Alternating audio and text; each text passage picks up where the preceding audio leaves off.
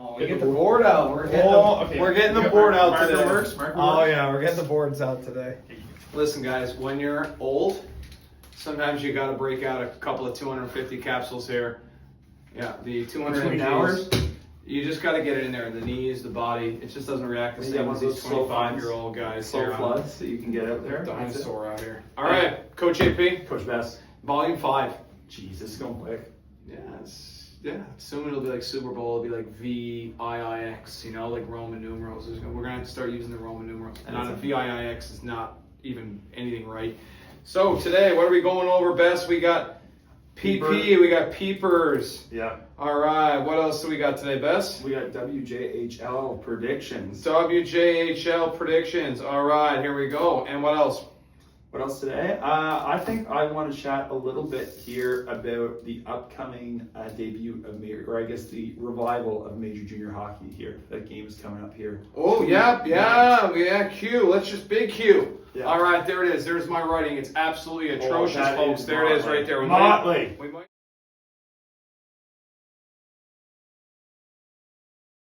lead in from last week. Biggest thing with Peeper, Bess, is strategy for, say, a U13, 15 team versus a strategy for a pro team. Do you think that there's a difference in what the strategy is? And if there is, what is it?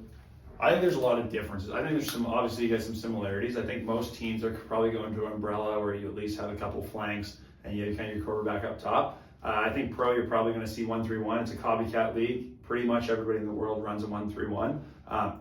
Really great when you have highly skilled players and you have a lot of practice time at your disposal that you don't mind being able to take them out for a pre-ice before practice. A U13, 15 level, I struggle with the concept of a 1-3-1 because there's hardly any players that can actually play the bumper properly. I think your smartest player almost has to be the bumper. You got to know when to support, you got to know when to fade, you got to know when to open up into space.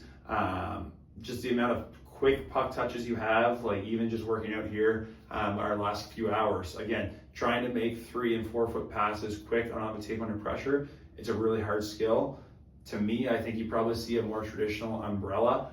Maybe the net front guy can pop into almost a hybrid bumper at a U13, U15 level. Of course, are there going to be similarities? Are people going to run it? Yes. I think there's some benefits to it as well.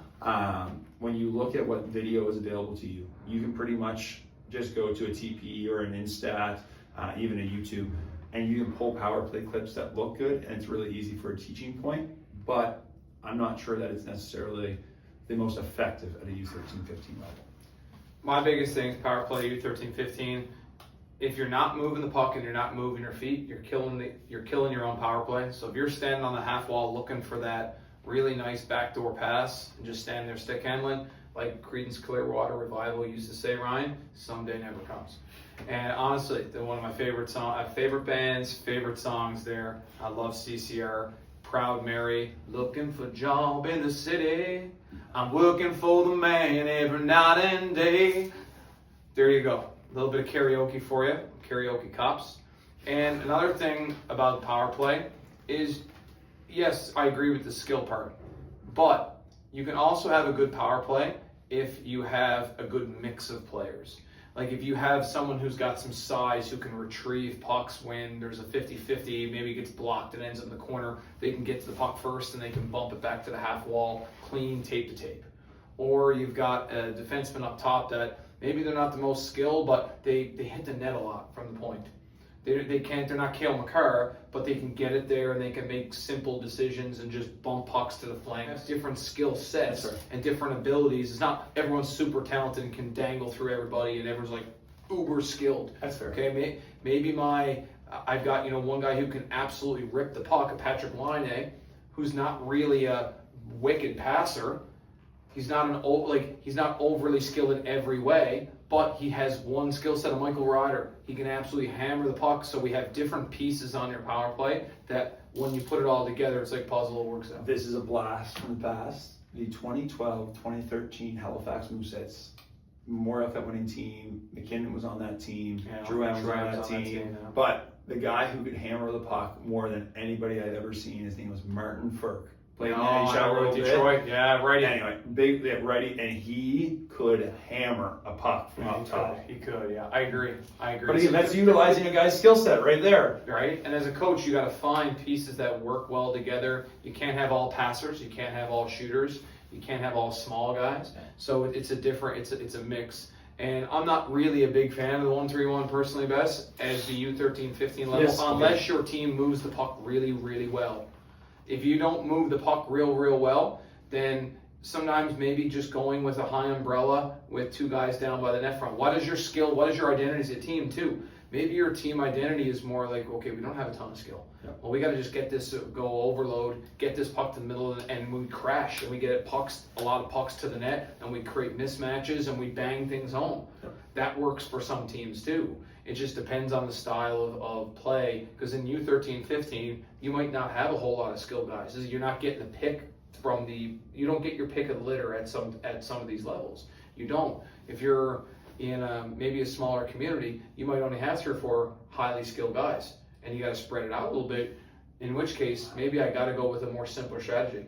U13-15 hockey, I really think if you can make 3 consecutive passes, you've probably opened up scoring chances. Oh, no question. Like, even 2. 2, maybe. Yeah, 2 quick ones. 2 quick, and then all of a sudden you open something up. Anyway, I think at the end of the day, when you look at your power play, it has to be something that you generate momentum from. So again, if you're at a 1-3-1 but you don't have the personnel, you've probably just killed your momentum. The next couple minutes, you're trying to get guys back in, you're trying to get guys on the ice, and it needs to be something that everybody can play, right? Like, I really struggle with having power play units all the time at a U13-15 level. Like, everybody's still learning to be a power play guy, right? Like, there's nobody at 11 years old who, oh, he can't play on the power play. I'm okay. I'm more of like what we used to do with our Hitman teams. We would give everyone opportunity the first half, 3/4 of the year to play your power play. That's what I'm saying. Exactly. But when I go in, if I give opportunity from September until January, end of January, no problem. Then I go over to Spud in February and it's playoffs and provincial times. Yeah, like hey, now it's okay. We've given everybody an opportunity. At this point in time, you aren't yet.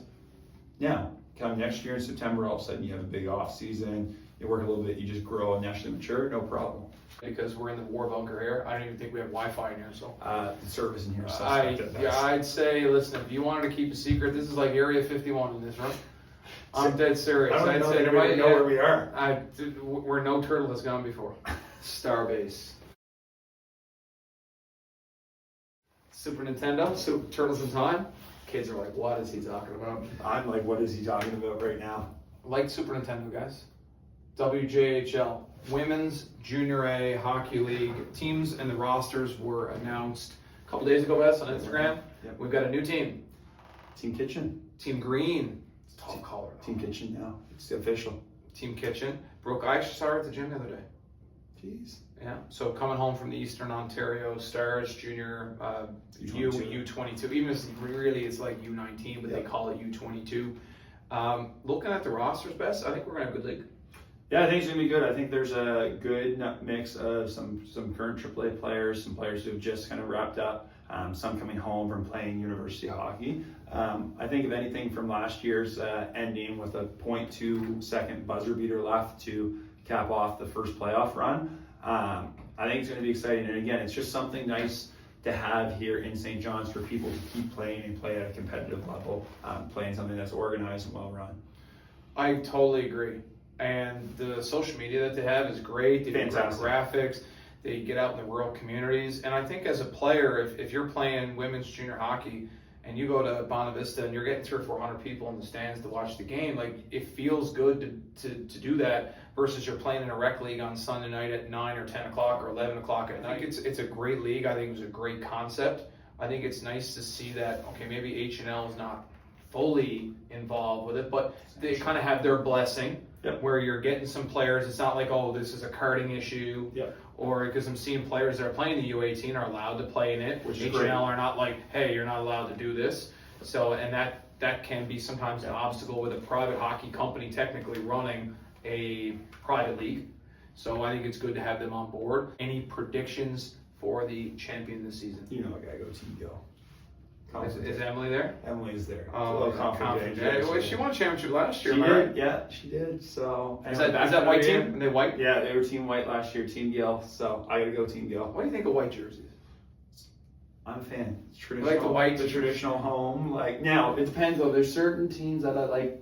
Why not? I like the WJHL jerseys, and the fact I actually really like them. So I think they're really well done. I like the logo. The logo is fantastic. fantastic. Yeah. Like the Leafs white, Toronto Maple Leafs white. Sorry to break the NHL here for a minute. I don't like the Leafs white jersey. Okay, You're like the only person in the world, especially as a fan, that doesn't like the Leafs. See, I'm all about the blue. Anyway, Oilers white. Love the Oilers white. I don't know what it is, but maybe it's the shoulder patch on it with a little bit of color. I'm a big fan of Detroit's white jersey too. It's just classic. It screams that's what a hockey jersey should be. I think Chicago's hard to beat. Original 6 teams are hard to They beat, are. man. They Like, are. I mean, Montreal haven't changed their logo in, 100 years? Yeah.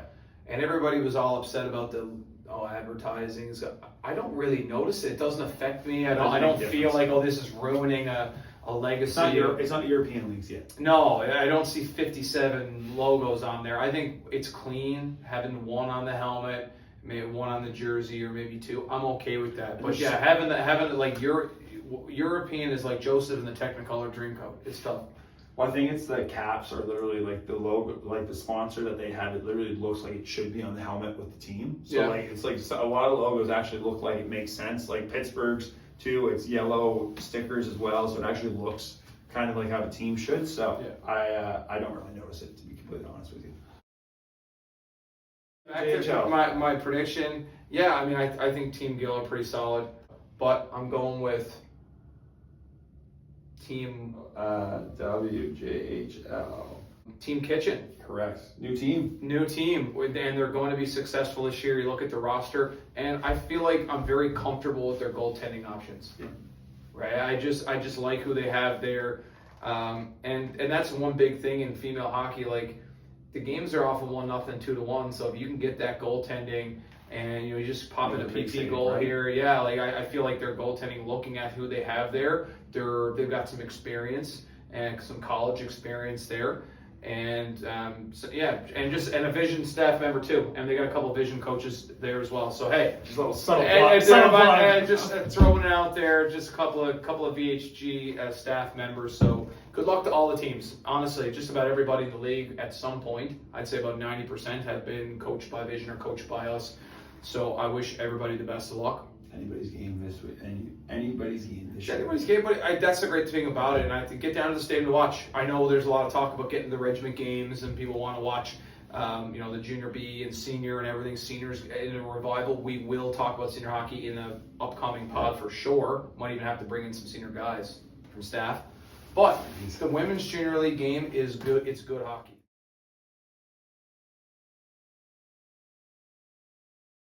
No Barry Horowitz. No Barry Horowitz. Pat on the back. No pat on the back segment this week. That's too bad. Too bad. Maybe next week we'll bring back. Maybe next week. Number 3. Quebec Major Junior Hockey League. We've got Moncton coming into town. Rolling into town. And this is tomorrow, I think. Today's Thursday. It's today. Yeah, it's today. So if this baby. If this gets released on Friday, we know it's. I think we might have to drop this one today. Yeah, So yeah, we might have to drop this one today. We've got Moncton coming to town. Taylor Mack, Gardner Mack. Bess has been texting Gardner McDougall, blowing up his phone, and he's been leaving him on red. Not true, actually. I had a nice text message from Gardner the other day, so not to name drop here, but. Oh yeah.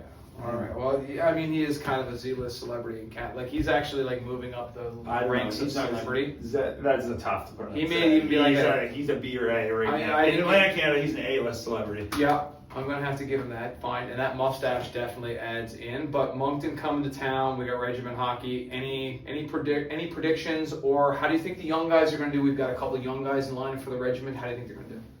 I think it's actually going to be a really tough adjustment for a lot of those guys. I think there's a lot of buzz. Not that there's pressure necessarily, but there is. I think there's there's going to be a lot of nervous energy.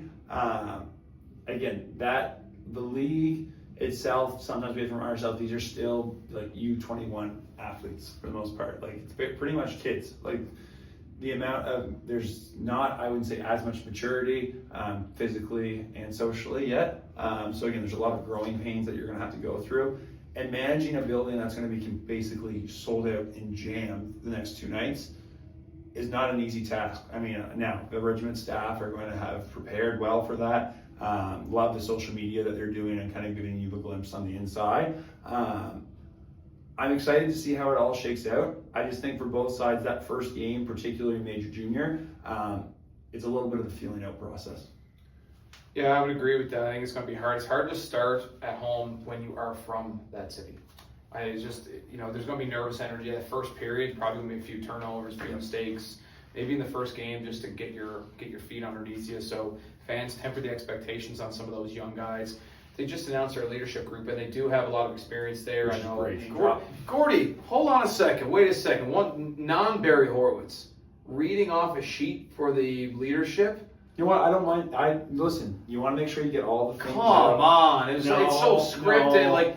That should be from the heart, man. Like if you're gonna tell okay, I'm telling this guy's my leader and why I care about him. That's got to feel like it's genuine, not like someone fucking wrote it for me. Christ Almighty. You edited this part of it then clearly. Yeah, probably.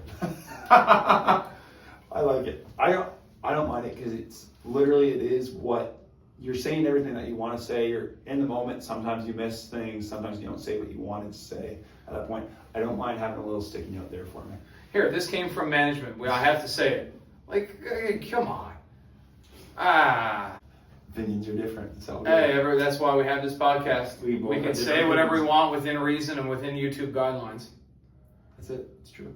So, well, that's it for today. That's a quick one. Yeah, that's a quick one. That's been our quickest so far. That's because I've been hot. I was hot earlier. You were. I was hot, but that's it. Now I'm in a little better mood after I do this. I do enjoy doing this. If anybody has a topic, feel free to drop a line in the comments. Drop something for us. And we've got a shout out to our sponsors, Alphas. New location. New location. We just shared it on our social media. Nick and Baz are awesome. So and they're local guys. So it's not they're a corporation that's got a quadrillion locations across Canada. These guys are local. They're at the store on a regular basis. They hire local people. They've hired some people that have come to Vision Hockey too. So we've got to give them some love. Best of luck in Mount Pearl, boys. I know they're opening up in September, or they're going to try to. We're probably even going to see if we can maybe do a pod out there. Do one at the store. Do one live on location. Maybe I can eat a protein bar. Test out maybe a shake. Nick, if you're watching, I do really enjoy. Have you had the shakes? I have not, but Lucas wanted me to go for one after. Really good, man. They're like, okay, I like Oreo. Triple chocolate's a little bit too much.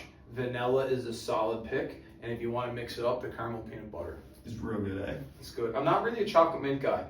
So I'm a hot take, firm believer, mint belongs on toothpaste. Man, I think mint. I think I'm okay with sometimes that you have a couple of good chocolates or something like that, like a Lower Seacourt at Christmas or something. But I'm not really a big fan of chocolate mint protein powder. That's fair. Or chocolate mint smoothie, maybe Christmas time. But for the most part, I'm going Oreo. If I could rank the shakes, I would be going Oreo, vanilla, and caramel peanut butter. And now I'm kind of hungry.